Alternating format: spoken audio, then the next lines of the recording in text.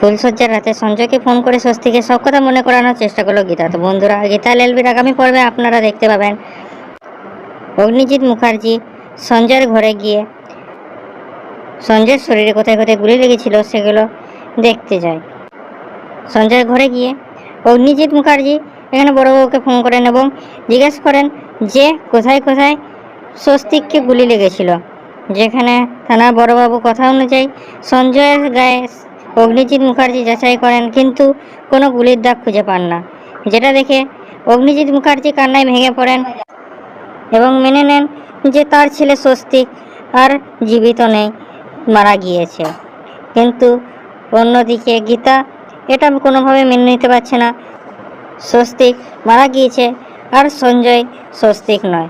গীতার কাছে আর একটা আশা আছে, সেটা হচ্ছে হ্যান্ডরাইটিং এক্সপার্ট। গীতা থানার বড়বাবুর কাছে গিয়ে বলে যে আমার এক অন্তিম আশা আছে, সেটা হচ্ছে হ্যান্ডরাইটিং এক্সপার্ট।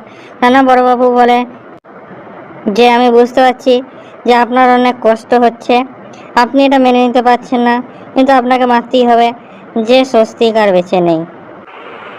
গীতা তারপর থানার বড়বাবুকে জিজ্ঞেস করে কি এই শহরে কি কোনো প্লাস্টিক সার্জন আছেন। থানার বড়বাবু তখন সেই প্লাস্টিক সার্জারের ঠিকানা দেন। পরের সিনে আমরা দেখতে পাই গীতা সেই প্লাস্টিক সার্জারের কাছে গিয়েছে এবং তাকে জিজ্ঞেস করে গুলির আঘাতের চিহ্নকে প্লাস্টিক সার্জারি করে লুকানো সম্ভব। তখন ডাক্তারবাবু বলেন হ্যাঁ, তা সম্ভব এবং সেটা চিনতে পারার জন্য উন্নত মানের যোগ্যতার প্রয়োজন। তখন গীতা জিজ্ঞেস করে যে আপনি কি দেখে বলে দিতে পারবেন আমি যদি সেই পেশেন্টকে আপনার সামনে এনে দিই। তখন ডাক্তারবাবু বলেন হ্যাঁ। তারপর গীতা সেখান থেকে বেরিয়ে পড়ে। অন্য সিনে আমরা দেখতে পাবো টিপ ফুলসজ্জার জন্য রেডি হচ্ছে এবং অন্যদিকে গীতা তার বিয়ের শাড়ি শাখাপোলা দেখে কাঁদছে।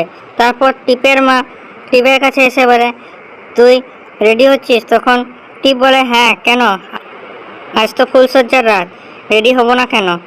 তখন টিপের মা বলে আইনতভাবে তোরা এখনও ফুলসজ্জা করতে পারিস না, কারণ এখনও কোর্ট থেকে সেটা প্রমাণ হয়নি।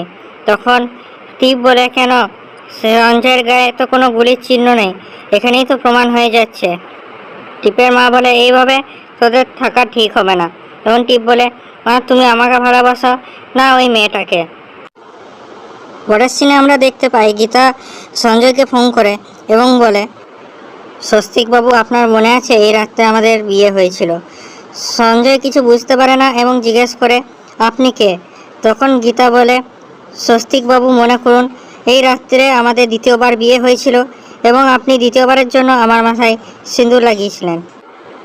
স্বস্তিক নামটা শুনেই সঞ্জয় ভীষণ রেগে যায় এবং চিৎকার করে বলে যে আমি স্বস্তিক নয়, সঞ্জয় লাহিড়ী। এবং সেই চিৎকার শুনে টিপ সেখানে পৌঁছে যায় এবং সঞ্জয়ের কাছ থেকে ফোনটা নিয়ে গীতার সঙ্গে কথা বলে এবং টিপ বলে যে কেন আপনি বারবার ফোন করছেন? তখন গীতা শান্ত গলায় বলে যে আমি কোথায় বারবার ফোন করছি, আমি তো এই ফোন করলাম এবং আপনি বিশ্বাস করুন উনি আমার স্বস্তিকবাবু। আমার সামনে বিয়ের শাড়ি শাখাপলা পরে আছে, কিন্তু আমি সেটা পরতে পারছি না, উনি আমার স্বস্তিকবাবু। তো বন্ধুরা, সঞ্জয় কি স্বস্তিক? সঞ্জয়কে কি প্রমাণ করতে পারবে স্বস্তিক হিসাবে গীতা? বলুন আমাদের কমেন্টে। আমাদের ভিডিওটা লাইক করুন, আমাদের চ্যানেলটা সাবস্ক্রাইব করুন এরকম আরও আপডেটসের জন্য।